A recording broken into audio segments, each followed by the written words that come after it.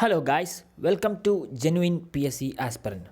So നമ്മുടെ secretariat assistant എക്സാമുമായിട്ട് ബന്ധപ്പെട്ട് പൊളിറ്റിയുടെ കണ്ടൻസ് നമ്മൾ ഫിനിഷ് ചെയ്തിട്ടുണ്ട്. ഇനി ജോഗ്രഫിയുടെ കണ്ടൻസിലോട്ട് നമുക്ക് നോക്കാം.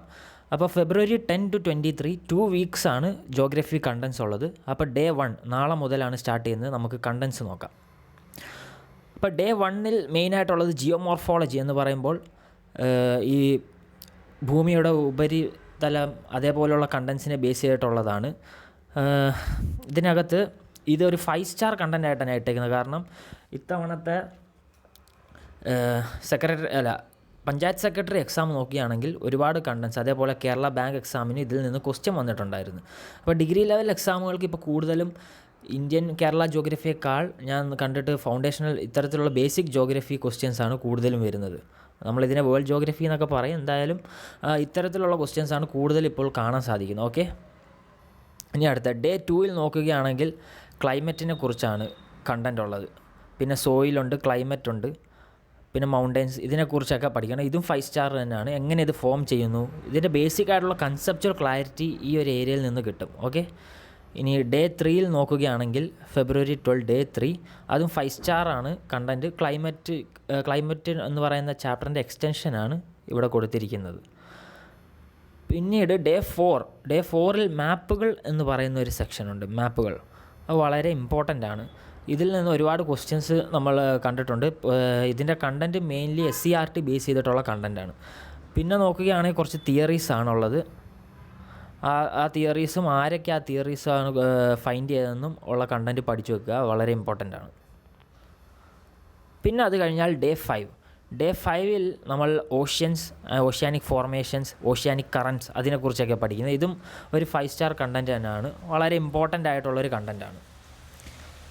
ഇനി ഡേ 6-ലോട്ട് കടക്കുമ്പോൾ നമ്മൾ ഇന്ത്യൻ ജോഗ്രഫിയിലോട്ട് കടക്കുകയാണ്. ഓക്കെ, ഇന്ത്യൻ ജോഗ്രഫിയിൽ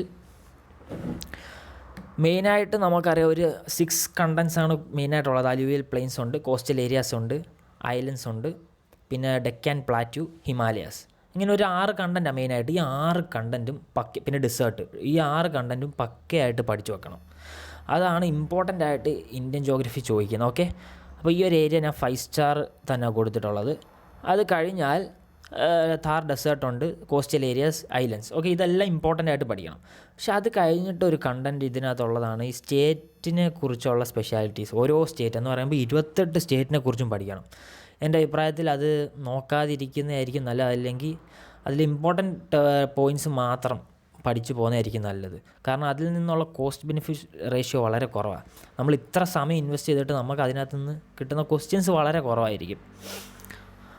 ഓക്കെ, കണ്ടോ, ഞാൻ ഡേ 8-ലും ഇത് തന്നെയാണ് വെച്ചേക്കുന്നത്. കാരണം ഡേ 7-ൽ നിങ്ങൾ പകുതി സ്റ്റേറ്റ്സ് കംപ്ലീറ്റ് ചെയ്യുക, എന്നിട്ട് ഡേ 8-ൽ ബാക്കി പകുതി സ്റ്റേറ്റ്സ് കംപ്ലീറ്റ് ചെയ്യുക. അതിനുവേണ്ടി ഞാൻ ഒരു ദിവസം ഒരു ടോപ്പിക്കിന് വേണ്ടി വെച്ചേക്കുവാണ്. അത്രയ്ക്ക് വലിയ ടോപ്പിക്കാണ്.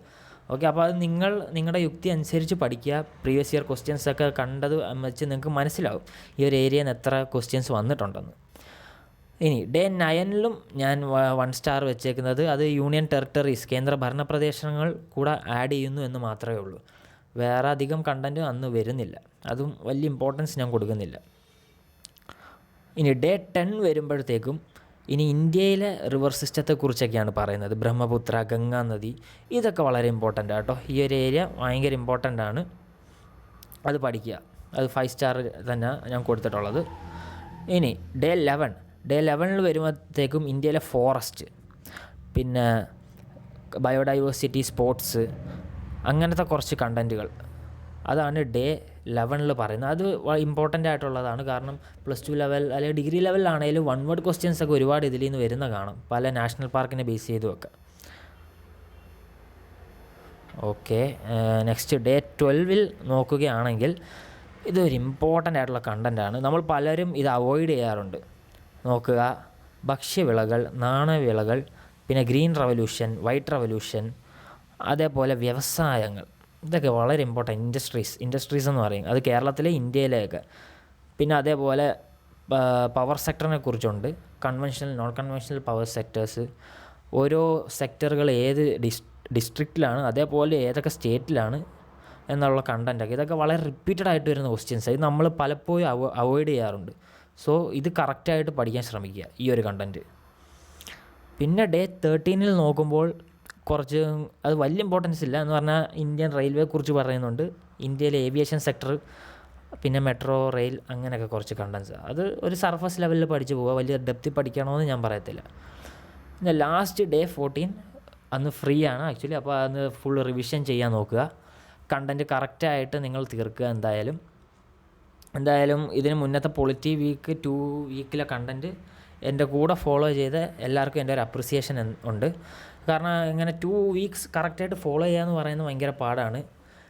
നല്ല ഡിസിപ്ലിൻ ഉണ്ടെങ്കിൽ മാത്രമേ അതങ്ങനെ കറക്റ്റായിട്ട് ഫോളോ ചെയ്യാൻ പറ്റൂ.